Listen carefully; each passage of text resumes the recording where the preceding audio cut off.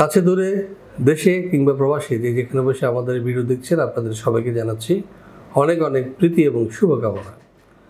দর্শক, আশা করছি আপনারা সবাই ভালো আছেন এবং সুস্থ আছেন, নিরাপদে আছেন। আজকে আমরা আলোচনা করব ইউরোপের সেনজেনভুক্ত দেশ স্লোভেনিয়া নিয়ে। হ্যাঁ দর্শক, স্লোভেনিয়া কারা যাবেন, স্লোভেনিয়ায় কী কী কাজ রয়েছে এবং স্লোভেনিয়া যেতে কী কী ডকুমেন্টস প্রয়োজন হবে বা স্লোভেনিয়া কোথায় অবস্থিত, এসব বিষয়ে বিস্তারিত আলোচনা হবে আজকের এই ভিডিওতে। সাথেই থাকুন।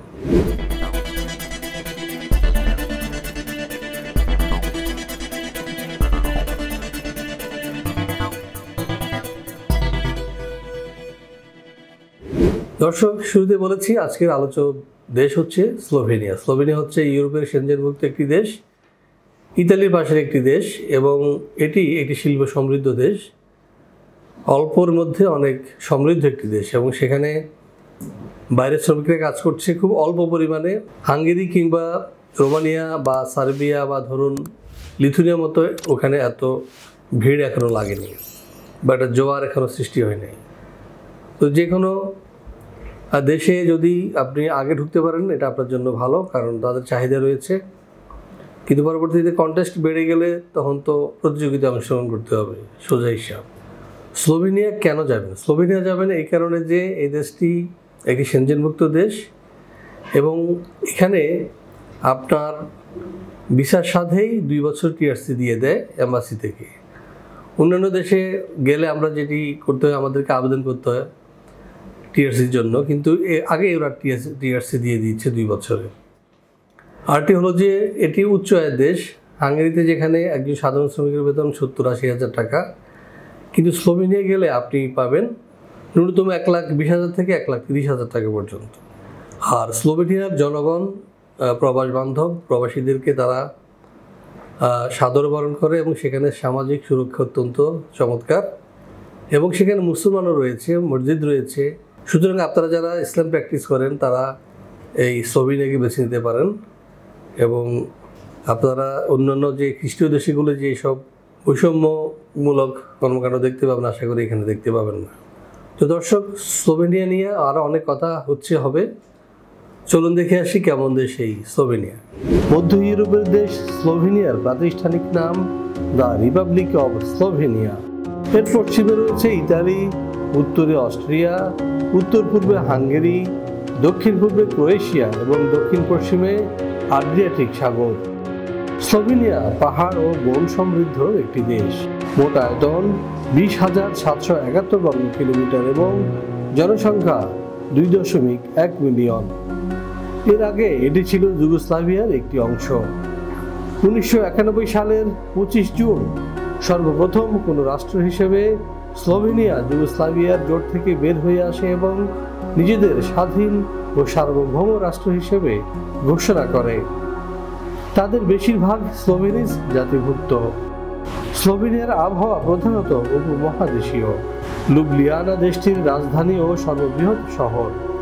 2002 সালে জরিপ মতে স্লোভেনিয়া মুসলমানের সংখ্যা 47,824, যা মোট জনসংখ্যার শতকরা 2.4 ভাগ।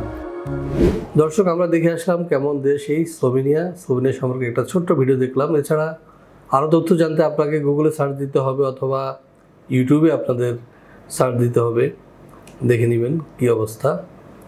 এবার আমরা যেটি জানবো সেটি হচ্ছে যে এই দেশে বর্তমানে জেনারেলি কী ধরনের কাজ রয়েছে। চলুন দেখে আসি আরও একটি ভিডিও প্রতিবেদন। ইউরোপের সেনজেনভুক্ত দেশসমূহে যেতে চাইলে অনেকের কাছে প্রথম পছন্দ স্লোভেনিয়া, কেননা এখনও এখানে খুব বেশি বাইরের মানুষ নেই। স্লোভেনিয়ার ইমিগ্রেশন পলিসি দীর্ঘমেয়াদে যারা দেশটিতে বসবাস করতে চান তাদের জন্য আদর্শ। স্লোভেনিয়ার ভিসার সাথেই পাওয়া যায় 2 বছরের টিআরসি। সেই সঙ্গে যদি এই 5 বছর ফুল টাইম কাজ করার অভিজ্ঞতা থাকে তাহলে তিনি পাবেন স্লোভেনিয়ার পার্মানেন্ট রেসিডেন্ট কার্ড।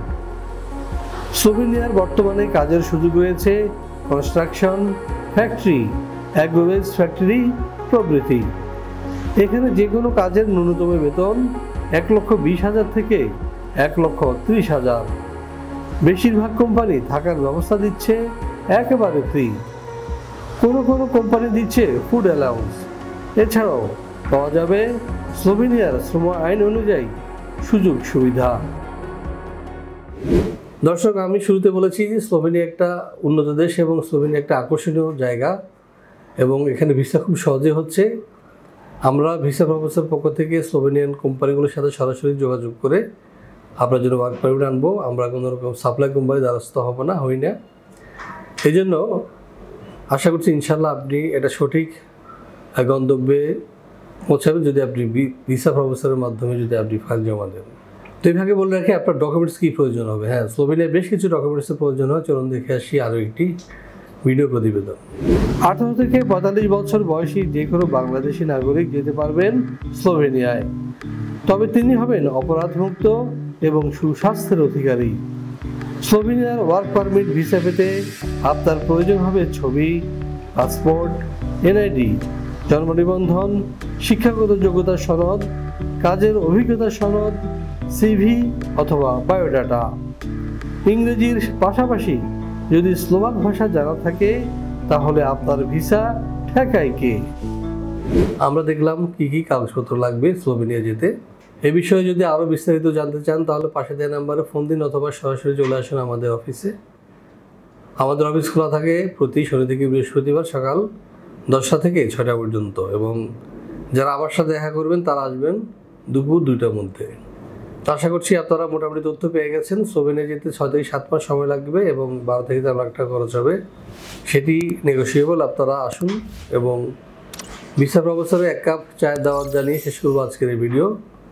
সবার সর্বাঙ্গীন কল্যাণ কামনা করছি। আল্লাহ হাফেজ। ভিসা প্রফেসরে ফাইল জমা দিতে ফোন করুন 09666912045 অথবা 01735733080 অথবা 01735724716 অথবা 013127112252 এবং ইমেল করতে পারেন visaprofessor2023@gmail.com। আমাদের সম্পর্কে আরও বিস্তারিত জানতে ভিজিট করুন www.visaprofessor.org এবং বিভিন্ন দেশের জব ভিসার আপডেট তথ্য জানতে ভিজিট করুন আমাদের অনলাইন পত্রিকা www.visanews24.com।